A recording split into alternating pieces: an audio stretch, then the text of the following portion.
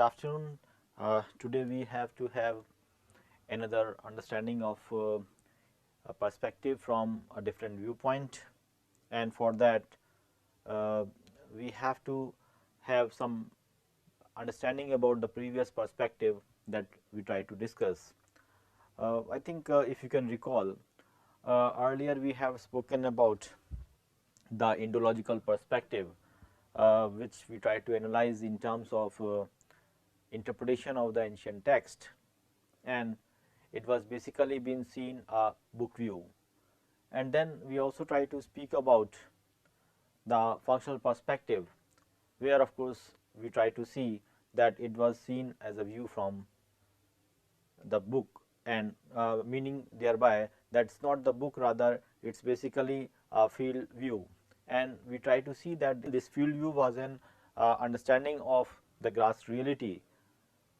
But I think these perspectives have to be seen in terms of the specific limitations, and that is why we try to see that Indian society has to be seen in terms of some other perspective. And keeping that particular frame in mind, today we are to deal with the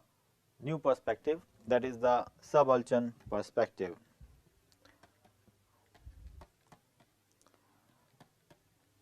Subaltern perspective. I think if we try to see it in context of the wider learning, we try to see that this perspective brought a new genre to the analysis of Indian nationalism, in a sense that we try to speak about the understanding of Indian nationalism in a specific way, but how we can see that the perspective have its own reflection in a specific categorization, and that we try to see it through the subaltern perspective, that trying to see as a specific genre of understanding the Indian nationalism. And this particular discussion that we are trying to deliver upon is trying to understand at least three broader contexts. That is, first thing which we have to know and understand is the meaning of subaltern, and then how the discourse of subaltern has taken place through time,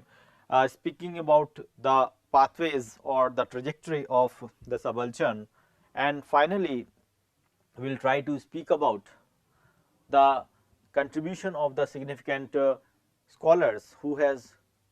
written and documented the understanding of subaltern perspective. And in that category we have at least the understanding of Ranjit Guha, and also we have the wider understanding of another important subaltern theorist, that is David Hardeman. So, I think we will try to understand these two people, and beyond that we also will try to understand the contribution of other people who try to understand the subaltern perspective in their own way. Now, as we shared earlier that we have to have a subaltern perspective in order to have an understanding of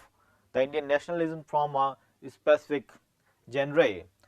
Now, this school of thought adopted the history from below. I think that of course is the crux of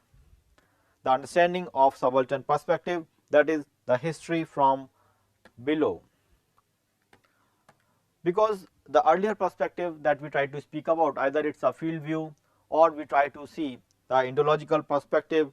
somewhere the question that has been raised is that who is writing it, and the answer sometimes appears to be that it is basically been written by or documented by the upper caste maybe, or it has been done by the elite in that sense as such. So, now we have to see that understanding the society from the top cannot give us or depict the real picture about the Indian society. And another thing of course is they are not the representative units of the Indian society. So, how we can understand the society from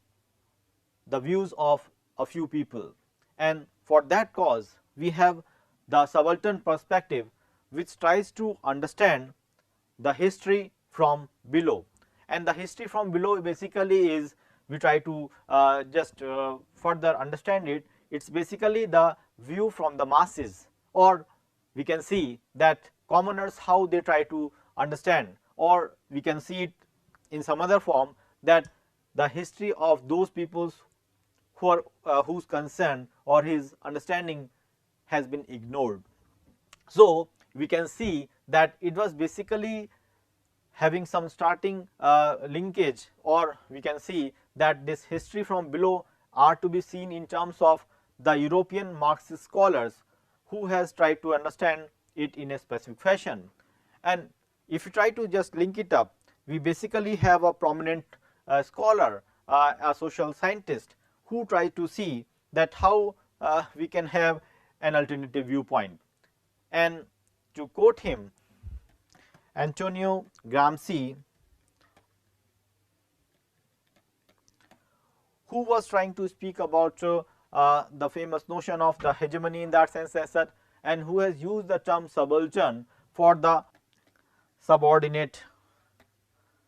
classes in a specific fashion. Subordinate classes in terms of the class, in terms of gender, in terms of race, language, and also in terms of the specific culture. And in that context, if you try to see the pioneer, definitely we have with us Professor Ranjit Guha, who can be seen as the starter for the subaltern perspective in India, and especially his initial work, that is speaking about the elementary aspect of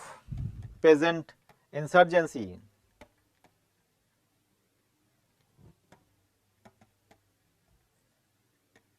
Elementary aspect of peasant insurgency in colonial India was a work which tries to speak about a different way of looking to the Indian society, and it highlighted the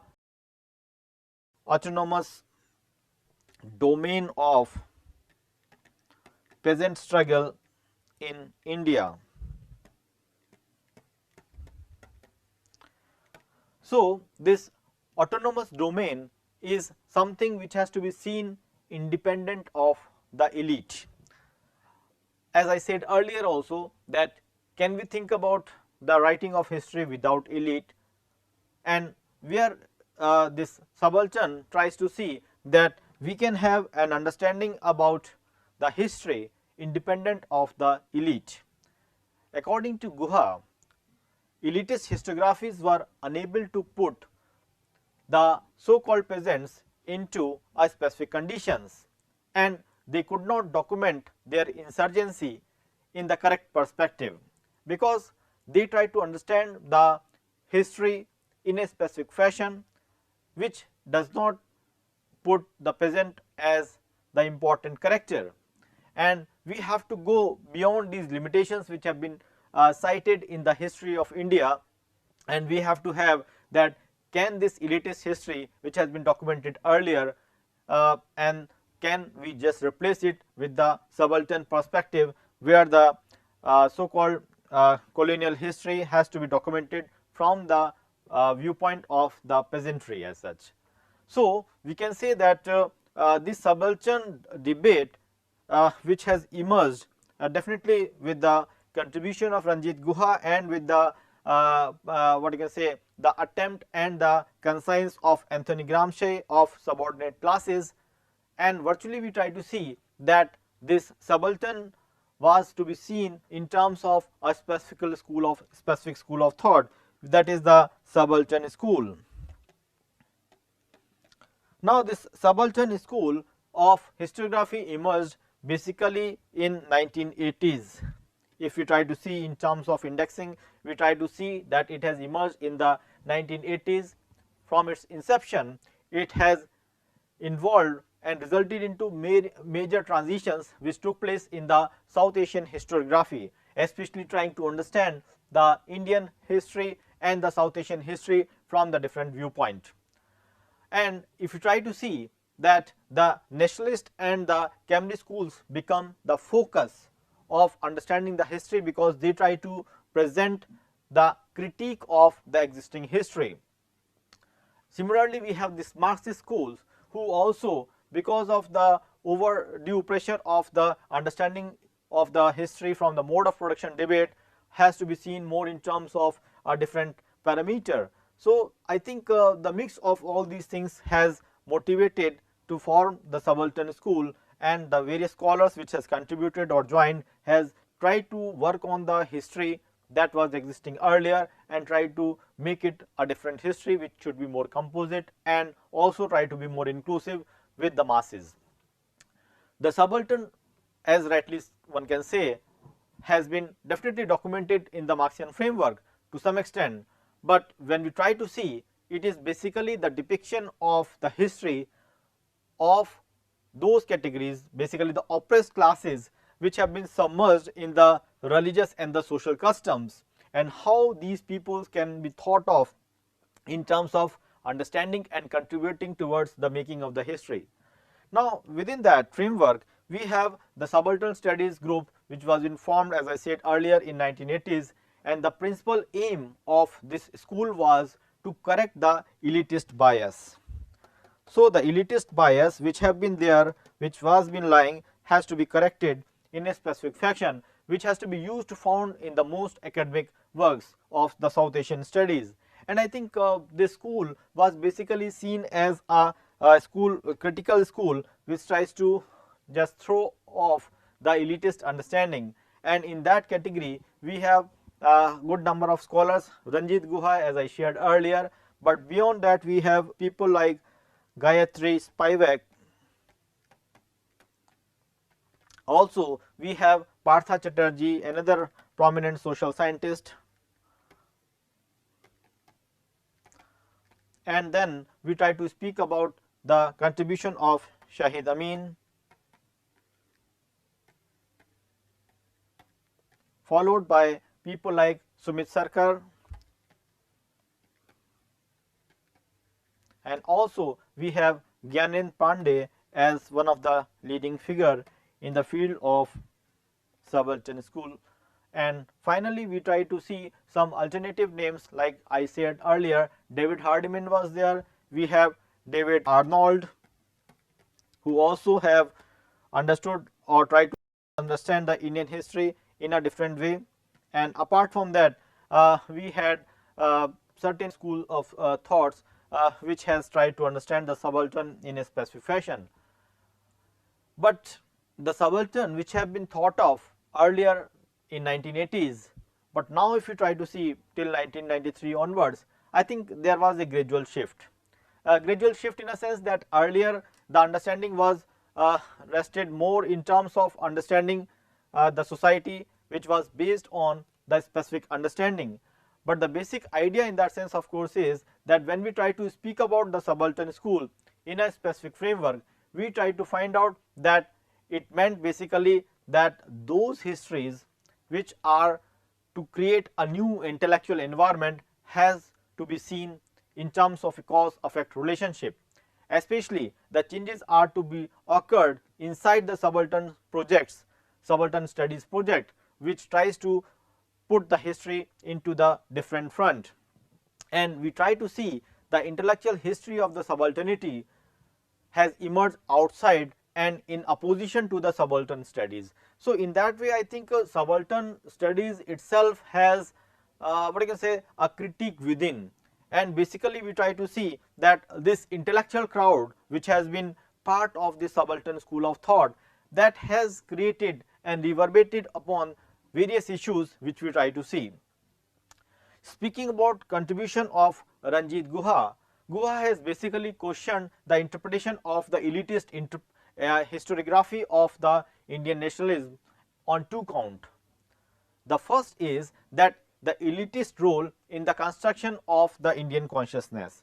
So, as I said earlier also, that elitist understanding of the history has to be negated in that sense, as that definitely we try to see that this elitist understanding which has led to the construction of Indian consciousness has to be denied in that sense, as such. That of course is one significant thing which we can work about. And apart from that, we also try to see the making of India as nation. And this making of India as nation also has to be seen, been guided by the understanding of these elitist class. So the subaltern historiography also questions the Marxist school of thought for being the tendency for merging into the various nationalistic ideology of the modernity and progress. And can we see the understanding of the nationalistic ideology without this modernity and the issue of progress? So that also has to be worked out.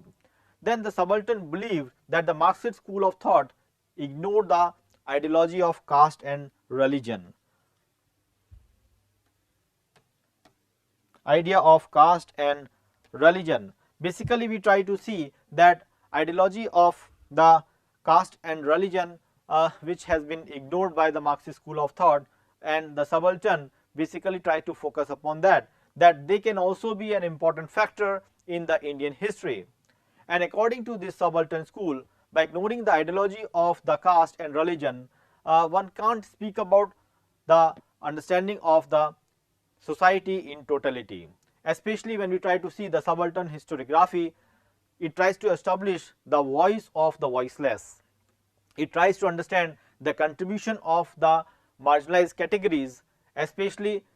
with regard to the Indian society. We try to see that how the history from below has to be constructed, where the role of the marginalized or the role of the voiceless are to be heard. Now, one important thing that we try to work upon is, so according to the Ranjit Guha's understanding about the two elitist historiography, which we try to see as the stimulus and response,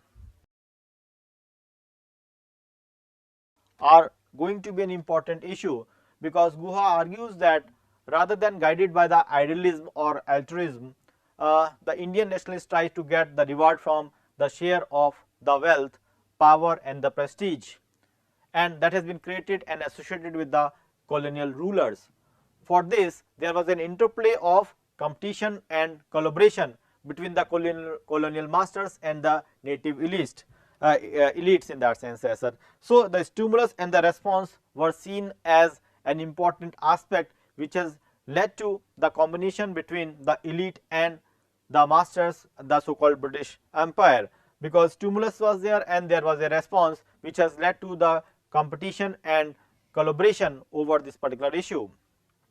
And Guha has basically tried to focus upon the fact that the Indian nationalism was guided by the idealism of the Indian elite, because they were the people who had a knowledge about the Indian societies, and what they write or what they put was basically that Indian elite led to the people from subjugation to freedom. And in other words, one can say that when we try to speak about the history in terms of bourgeois, we had the two categories of bourgeois. One of course is the colonial bourgeois,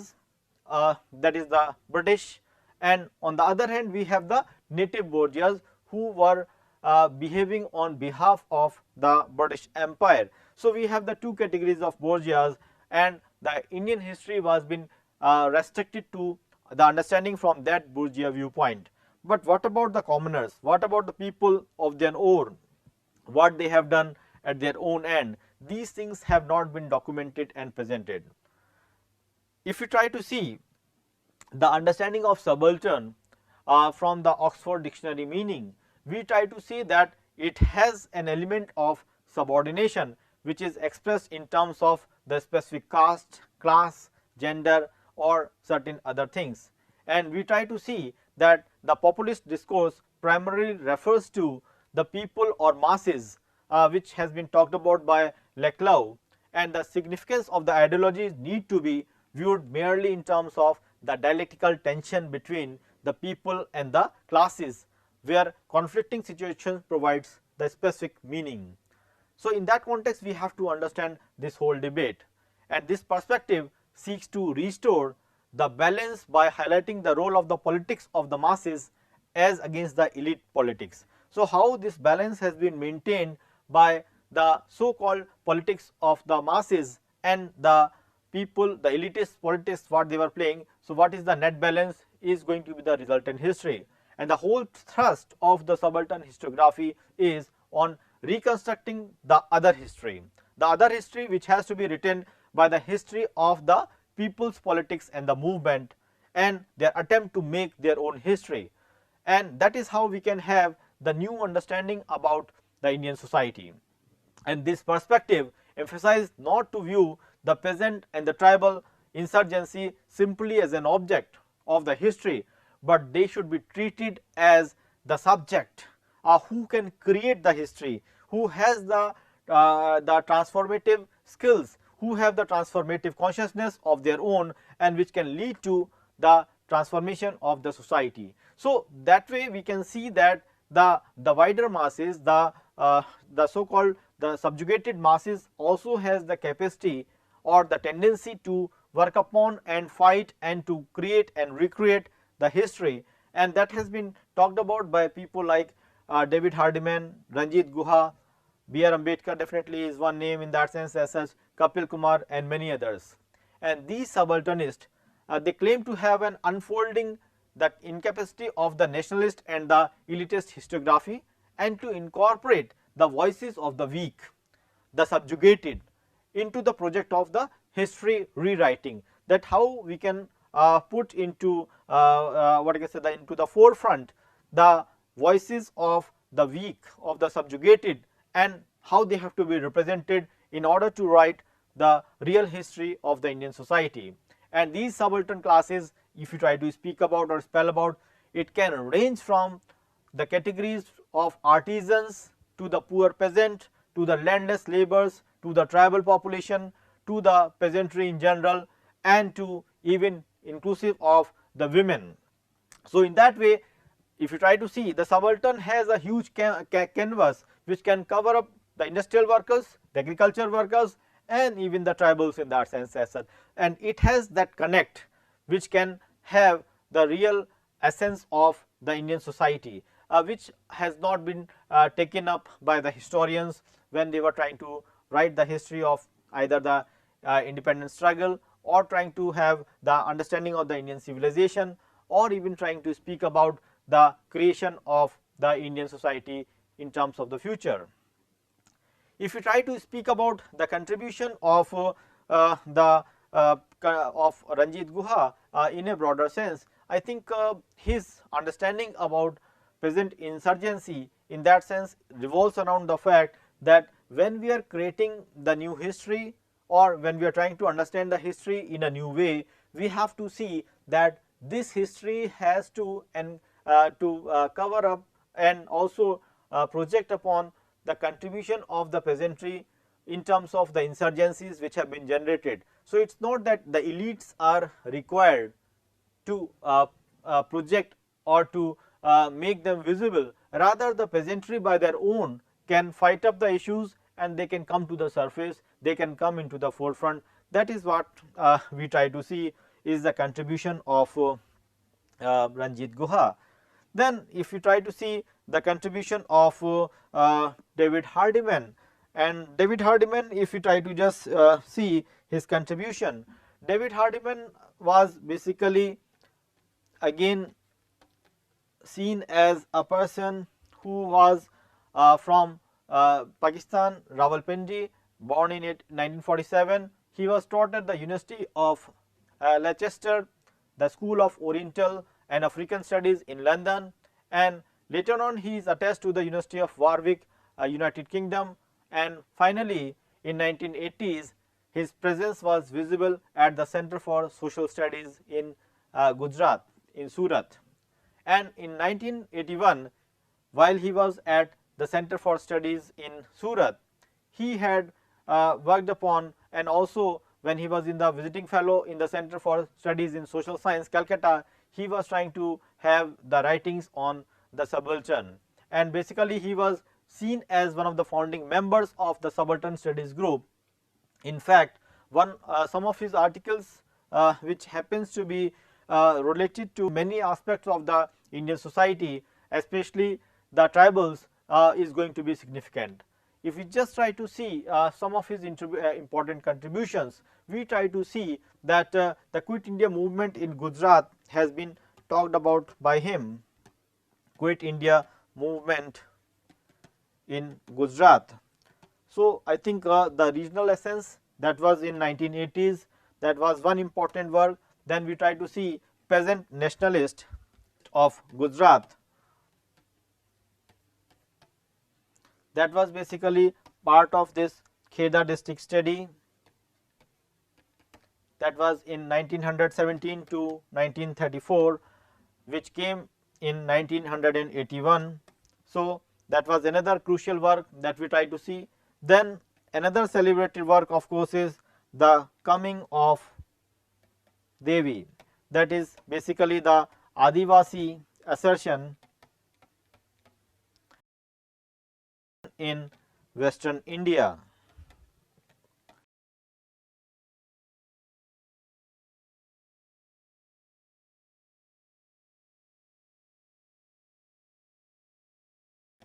Peasant resistance in India, that was from 1858 to 1914, and this work came in 1992. Then also we have another popular work by him, that is Feeding the Banias, that is the peasant and usherers in Western India. That work came in 1996, and then Gandhi in his times and ours is another significant work. And then you have the histories of for the subordinate, and also we have certain other works on Christian missionaries of the tribal India. So, these are certain works which David Hardeman has tried to work upon, especially when we try to see the celebrated work which we may refer over here is the coming of the Devi, that is basically the Adivasi assertion of the Western India. And to some extent we will try to focus upon the Feeding the Banias, that is again a crucial work which try to have a sense of subaltern understanding. Now, if you try to see Hardeman's contribution in terms of a sensitive historian who try to participate in the creation of the subaltern perspective, and as a historian he was having the specialty in the history of the modern India, and in late 1960s he had studied and written on the South Asian history in a wider framework, and the main focus of his work has been to have an understanding from the colonial period onwards in the South Asian history. And he was basically trying to understand the role of rural society in the creation of the Indian society in general, especially the relationship of power that is existing in the rural India at the various level, and going to an extent of even speaking about the Indian independence movement. So, these are certain contributions which Hardeman has tried to focus upon, and in that way he tries to contribute significantly to the understanding of the Indian history in a new way. And in 1970s we try to see that as a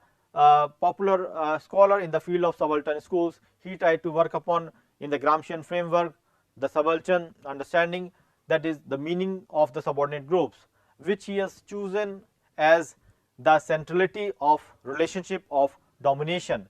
The subaltern, that is the subordinate group, and how that subordinate group can be seen as the centrality of the relationship of domination and subordination in a specific society, and this is the contribution which has been referred in the coming of the Devi. Now, if you try to see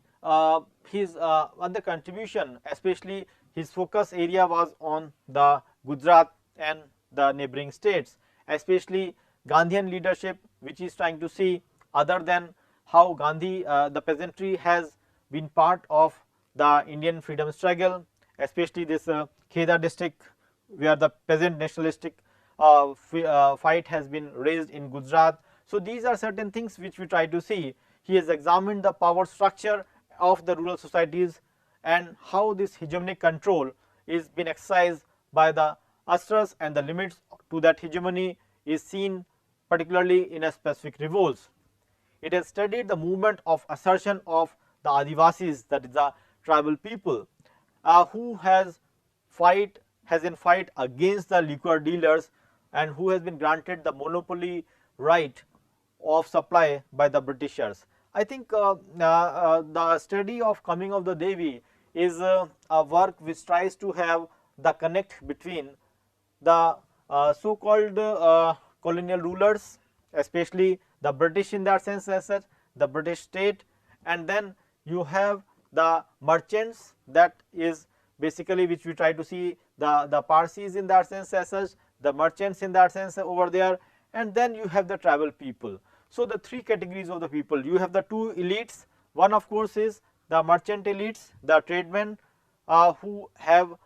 who are native but have some alignment with the British. Then you have another elite, that is the colonial elite in that sense as such, and then you have the subjugation or the subjugated mass, that is the tribal population. And in that way we try to see that the contribution tries to have the connect between these aspects. Especially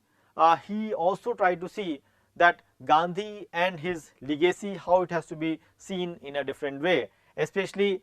Gandhi, who is trying to have certain engagement with the issues with regard to the assessment of the